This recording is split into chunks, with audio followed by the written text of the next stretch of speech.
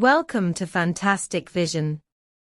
Please subscribe us before you watch today's video. Recently, the export control of rare metals gallium and germanium has attracted global attention. Some people say that China has grasped the lifeline of the United States, and some people exclaim that the rare earth hegemony is about to be broken. But is this really the case?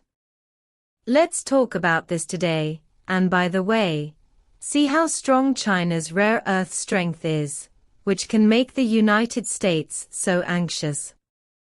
What is rare earth? Why is it so important?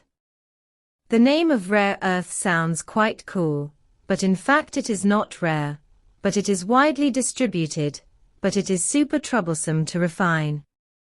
Its role is not ambiguous at all, and modern industry, military industry, and technology cannot do without it. It can be said that rare earth is the vitamin of the technological world. Although the amount used is small, it is really impossible without it. For example, gallium and germanium are two metals. They are widely used in high-tech fields such as chips, solar cells, military radars and infrared detectors. Especially in the military industry, missiles, fighters, and ships are all inseparable from rare earths. So, when China announced the implementation of export controls on them, the United States was directly anxious. How serious is the rare earth neck-choking crisis in the United States? Let's talk about some data first. China currently accounts for 90% of the world's rare earth refined production, and has almost no rivals in gallium and germanium refining technology. In other words, even if the United States discovers rare earth mines, it can't handle the refining step. It's like you have a lot of raw rice, but you don't have a pot and you don't know how to cook. What's worse is that the US military giants can't do without China's rare earths. Companies such as Boeing and Lockheed Martin need gallium and germanium to manufacture high-end equipment. Without these metals, many weapons will have to stop production. The US government now even requires companies to recycle waste electronic equipment to refine rare earths. This taking money from one pocket to pay for another approach seems like a helpless move. Some people say that the United States has discovered a large number of rare earth mines. Is this reliable?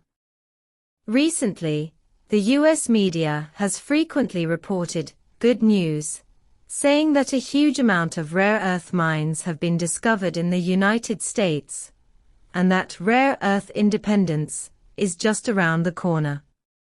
It sounds very exciting, but in fact the problem is huge.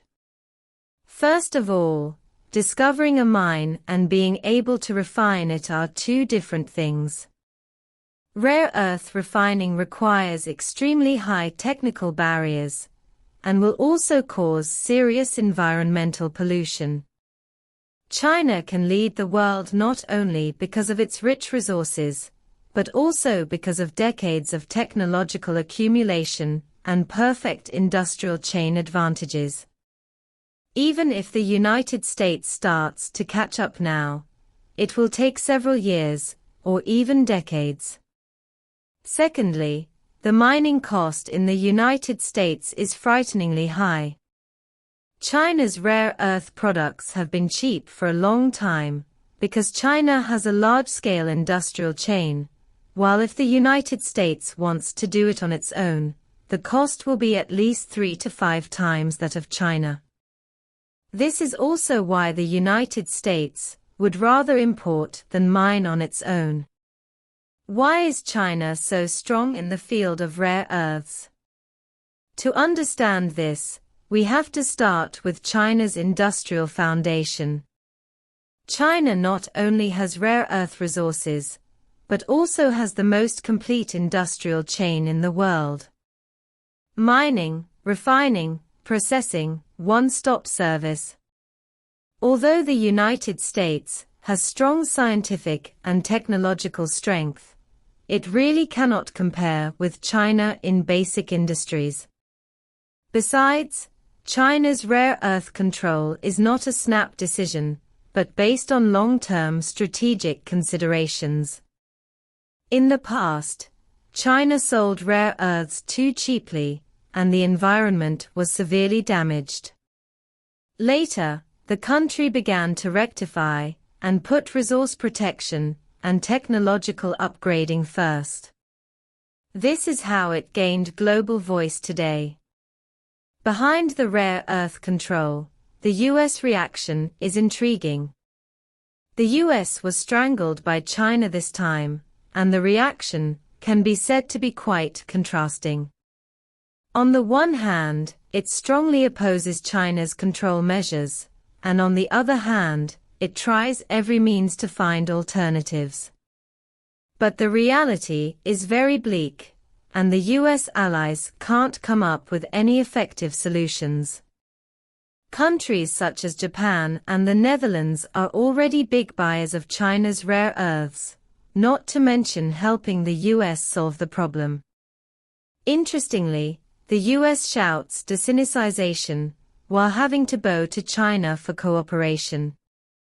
This contradictory mentality makes people feel both funny and ironic. The future of the rare earth field, who can shake China? Some people say that China's rare earth hegemony may not last forever, because other countries in the world are accelerating the exploration and development of rare earth mines. If the global supply chain is diversified in the future, will China have no advantage? In fact, this matter needs to be viewed dialectically.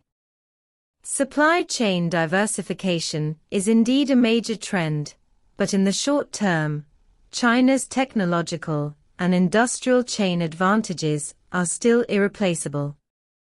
Moreover, China's export control of rare earths is not to monopolize the market, but to protect resources and the environment.